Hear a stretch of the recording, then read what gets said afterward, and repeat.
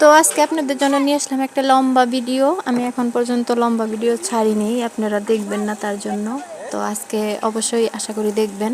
তো আমাদের বাড়ির সাথে নদী, তো নদীতে আমার দেবর এবং ভাই ভাস্তা চান করতেছিল। তারা এখানে আমি গিয়েছিলাম ক্ষেতের থেকে মূলা শাক আর ডাঁটা শাক আনার জন্য। তো আইনা দেবরকে বললাম যে একটু ধুয়ে দেন, পরে সে ধুয়ে দিল। ধুয়ে দেওয়ার পরে আমি মূলা শাক আর ডাঁটা শাক বাড়ির ভিতরে নিয়ে আসছি। এই তো দেখতে পাচ্ছেন একদম তরতাজা। তো কেমন লাগলো অবশ্যই কিন্তু জানাবেন। আর নদীর মধ্যে এরকম হাঁসগুলো যাচ্ছিল, তো অনেকেই হাঁস পালে। আর নদীর জলগুলো অনেক সুন্দর দেখা যাইতেছে, তাই না?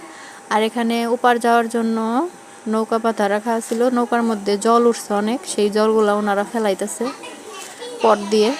তো ফেলাইতে না হইলে তো নৌকা আবার ডুবে যেতে পারে, এর জন্য জল ফালাই নিতেছে। জল ফালাই নেওয়ার পরে এখন নৌকা ছাড়বে। এই তো নৌকা ছাড়বে, আমি ওই মাথায় যেয়ে বসবো, মাথায় যেয়ে বসে থাকবো, ওনারা চালাবে। তো ওদের ক্ষেতের থেকেই মূলা শাক ডাঁটা শাক নিয়ে আসবো।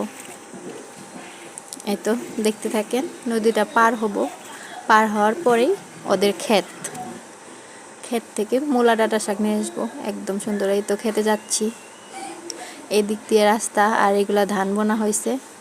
ধান বোনার সাথে পাশে আছে আবার সবজি ক্ষেত। এই যে আমরা সবাই যাচ্ছি, এখানে আছে শশা গাছ, শশা বুনছে, নিচে আছে মূলা শাক, বিভিন্ন ধরনের যে যেটা বুনতে পারে। তো বোনা হয়েছে। তো আমি এখন ডাঁটা শাক আগে তুলবো, তারপরে তুলবো মূলা শাক। এটা হলো একটা করলা গাছের ফুল, মানে উস্তা গাছের ফুল। আর কিছু বেগুন ধরেছে। এই তো খেতে দু একটা ডাঁটা দেখা যাইতেছে, এখন আমি ডাঁটা উঠাবো। প্রথম ডাঁটাটা উঠাইতে গিয়ে ছিঁড়ে গেল, তো পরেরগুলা পরে মাটি সহ উঠাইছি। কেমন লাগলো ভিডিওটা অবশ্যই কমেন্ট করে জানাবেন কিন্তু বন্ধুরা। সবাই ভালো থাকেন, সুস্থ থাকেন।